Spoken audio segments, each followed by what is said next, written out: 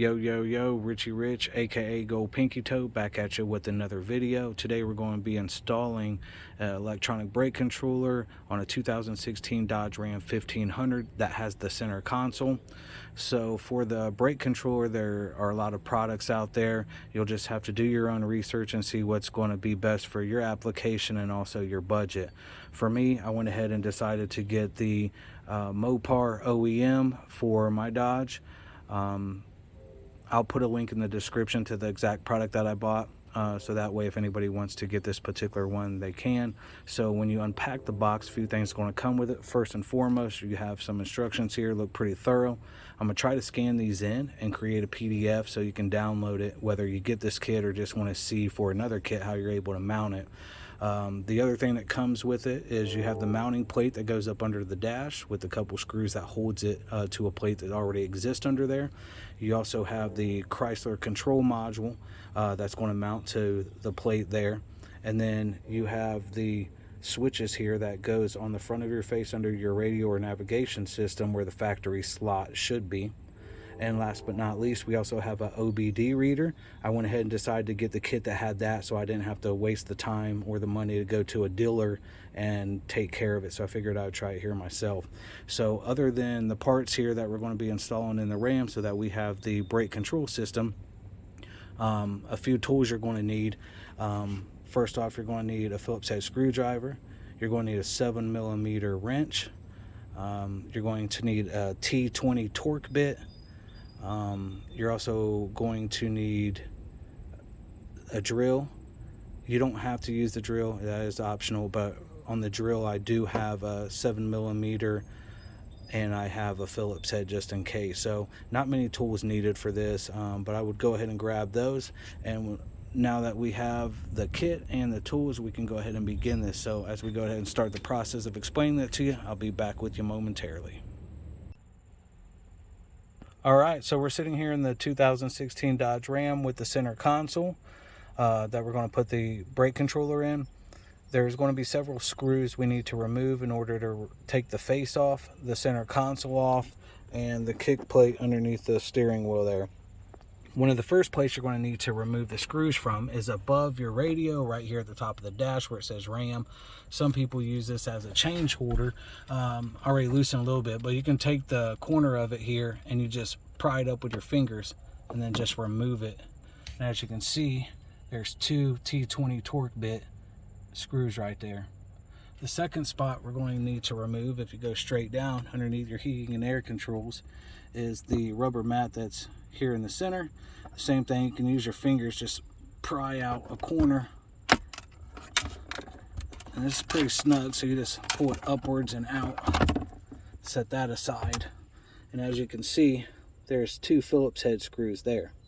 The third place we're going to need to remove this from is right here in your center console. So you can take this rubber mat, it lifts right out, pull that aside, and there is a 7mm screw there as well.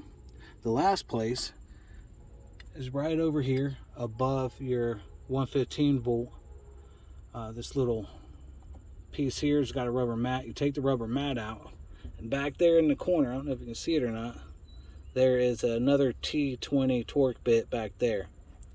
The last place we need to remove the bolts is up underneath the kick plate here.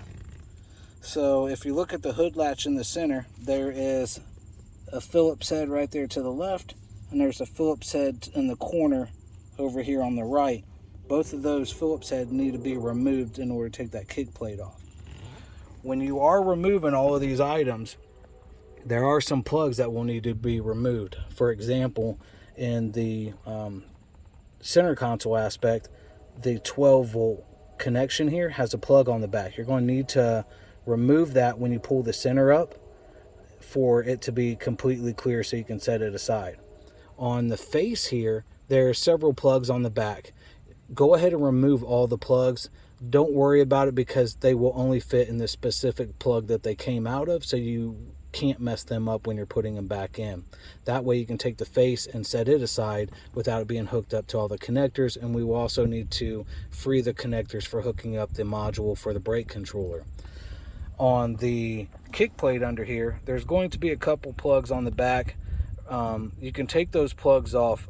Really the only thing that should be left on the kick plate when you remove it is the emergency brake cord, I believe it is, and that allows this kick plate to basically lay flat sort of up under your pedals here, so that you can start to mount the plate for the module up under the dash, and we'll get to that in a minute. So what I'm going to go ahead and do is I'm going to remove all of these screws, and then I'll be back with you momentarily. Alright, so as I said, I removed the two T20 torque bits from the top. I removed the Phillips head screws from the center. I removed the 7mm screw from the bottom of the center. I removed the T20 torque bit that was back in that cubby hole. And I also removed the two Phillips head screws that were up under here.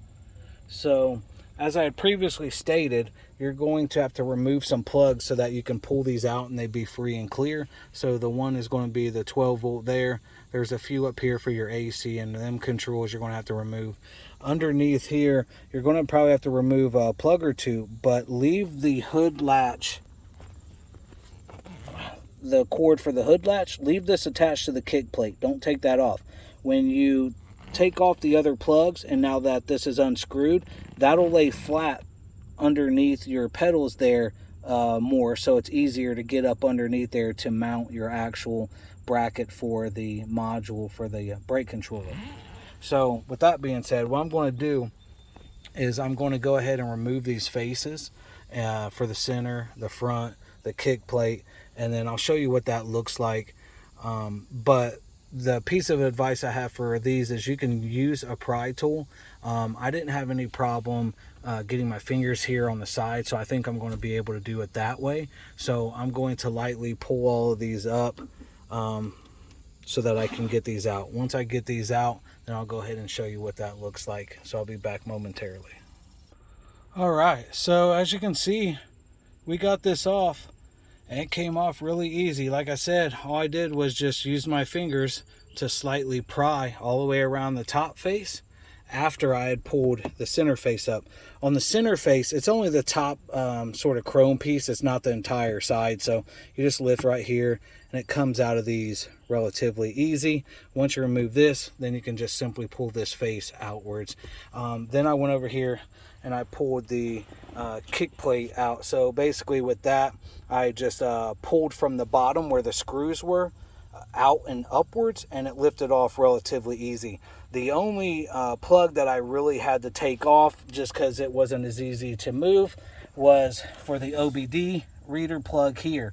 I did leave on the hood release cord I was telling you about, and I did go ahead and leave on the little LED light for underneath when you open the door, because now I can just push it right up underneath my pedals and gets it out of the way a little bit better since the OBD is off. So I'll put that up under there, and then now up under here is where I'm going to be mounting this bracket.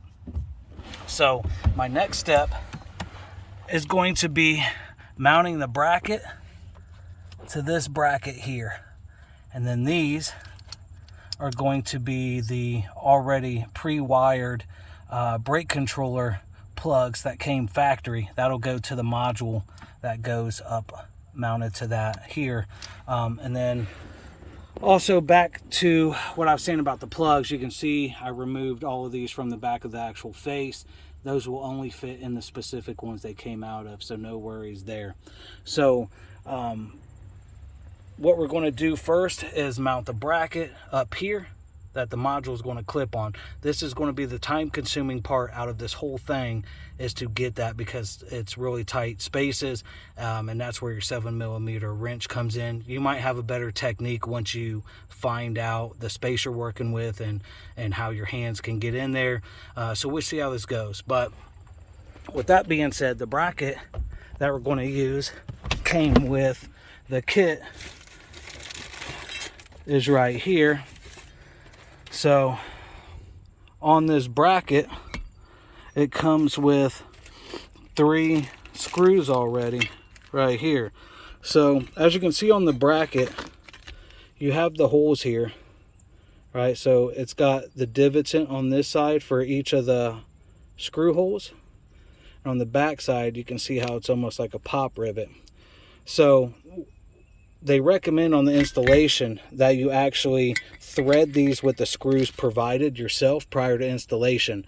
I've already went ahead and did that when I got the kit. Basically just take, you know, a wrench or a socket or whatever you're comfortable with, and go ahead and pre-screw the screws into these holes to create the thread. That way it's one less step when you actually are trying to put this bracket up underneath the dash. So that's what I did. I went ahead and took these 3 screws and I pre-screwed them into here so that it has a thread. But you want to pre-screw them from this side where it has the swell, basically, that contours with the screw itself. So it'll go up under there like that. So once I get this up underneath the dash and hooked up accordingly so that it's ready for me to put my module in, then I'll be back with you guys momentarily. All right, just a quick note, mounting this plate to the module. So once the plate is mounted to the dash underneath where I showed you, you're actually mounting it backwards. So it's going to go under there like this. So you're actually going to be putting the screws in backwards, let's say, through that stuff, which that's what makes it hard about the installation, is working your hands in there and using a 7mm wrench or something similar to get these screws in. So once you get it in, and say this is already mounted underneath, your module is actually going to hook up like this. So if you can see at the top, you have 3 tabs. You got a left, a center, and a right. The left and center will go in those grooves that are up there, and the third one, the right one, is just going to be off. It doesn't fit in nothing. Your bottom one, the big thick one in the center, goes into a cutout there, and then your guides will push down into the 2 circles and hold it in place. So when you look under your dash, under the kick plate, this is actually how you'll see it. And then the plugs will plug right in there as you see it. So once I get the plate mounted up underneath where it should be, then I'll show you that, and then we'll proceed from there. Okay, so as promised, I got the plate installed. I only put 2 of the screws in. The third one I found impossible. So the first screw that I did was that bottom back left one, and then the second one I did was that upper right one there.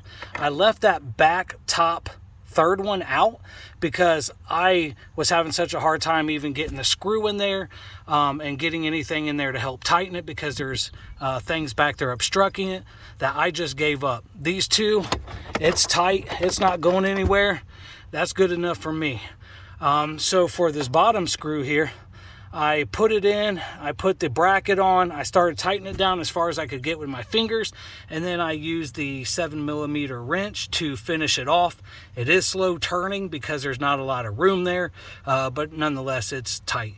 The upper right one there was a lot harder. So what I had to do, I had to come up here by my radio, and I had to wedge my hand between this and the air condition vent or heater vent, and right back in there there's a cross member bar, and the hole is right behind it. And so see this bar goes right here, right behind it, and just below about where the end of my finger is, there's a hole behind that. I had to feel for the screw to put it in the hole, and then I had to grab the back bracket from the other side and feel for it to go up. And once I lined them, I just tightened it down as much as I could with my fingers, and then I finished it off with the 7mm wrench as well. Again, slow turning because there's not a lot of room under here. Then what we're going to do now, which I might be able to show you, is to place the module for this where it should go. So as I showed you on the previous little example, this is going to put 2 of them brackets, 2 of them brackets in there, and then snap in the bottom one. So see, the bottom one snapped in. Your two circle guides to the left and right are in place. And the two brackets that should be in the spot up there are in place as well. So as you can see, if I pull on it, it's snug and in place. Then all you have to do, these are the pre-wired ones that came with the truck. You just got to put them in the right spot. They're two different sizes, so you can't mix them up. If it's not going to fit, it's not going to fit.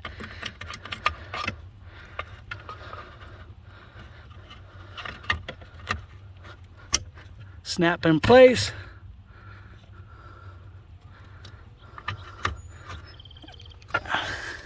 Snap in place. All right, so that's all wired up. So now what I need to do is I got to do my control on the front of the face. That should be their factory. So I'll go ahead and show you that as I'm doing it. But this right now concludes hooking up the module box and the bracket, and I'll be back momentarily with you. All right, guys, so here's the front of the face. That's where the radio would be. This is the lower part. As you can see, I have the tow and haul, and I got the parking sensor, all that. So what we're going to do is we're going to replace this blank section here with the control for the trailer. So this will fit right in there, nice and snug, like it should be from the factory. In order to do that, you're going to have to turn this face over on its back side. Maybe have a towel down so you don't scratch nothing. And here is the component that we need to take out. So it does have 4 Phillips head screws, 2 on each side. You'll have to take those out, and you'll wiggle this whole section to come out. More than likely, these 2 front ones will come off easy, and they'll be caught up on those 2 back ones, and you'll just have to separate these 2 tabs to get it all the way out.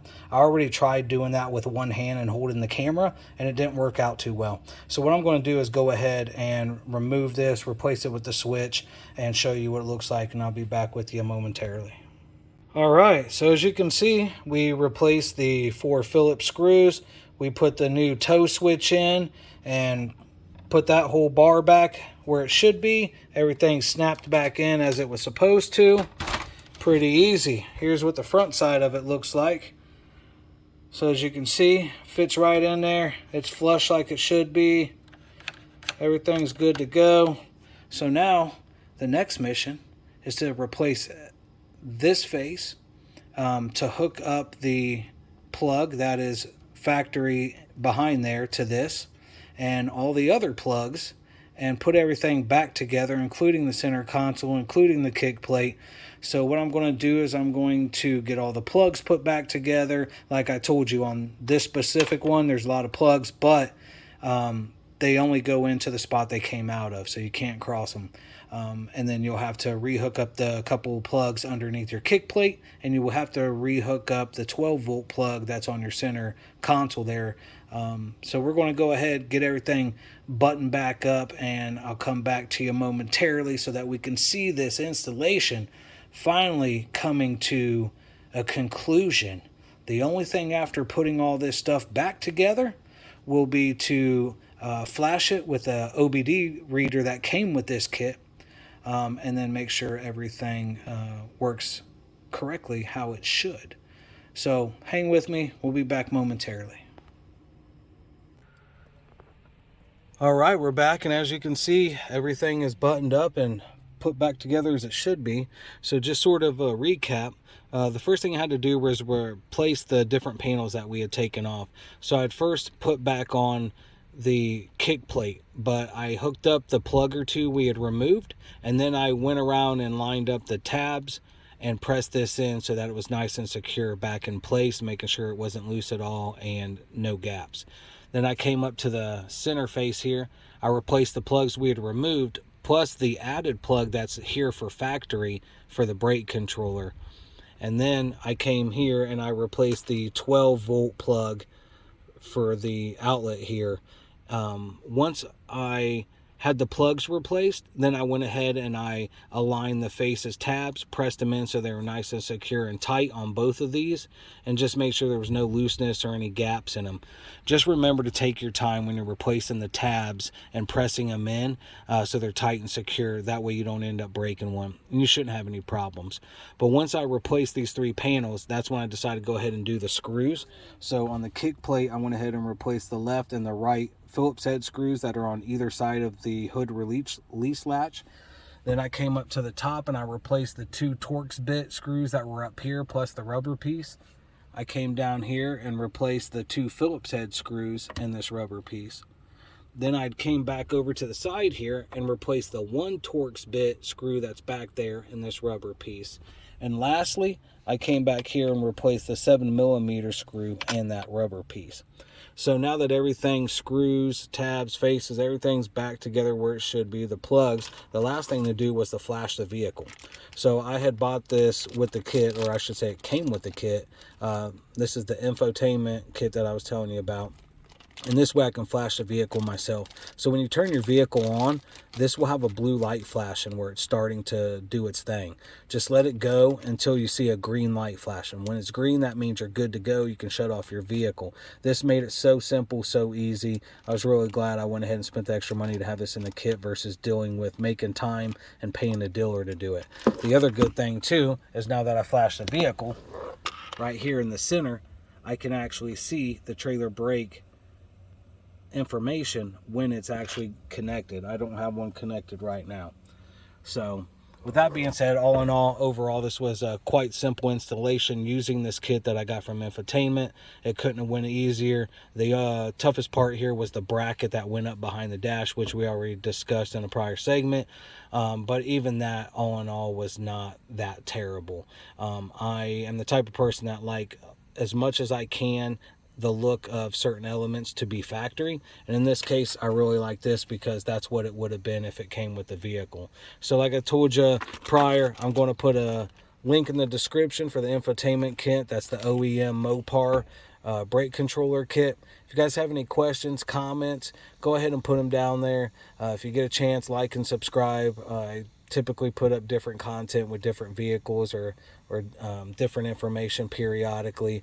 So yeah, I hope this helped you out. I hope you'll be able to do your installation yourself, and good luck to you out there. Thanks for watching the video and have a great rest of your day.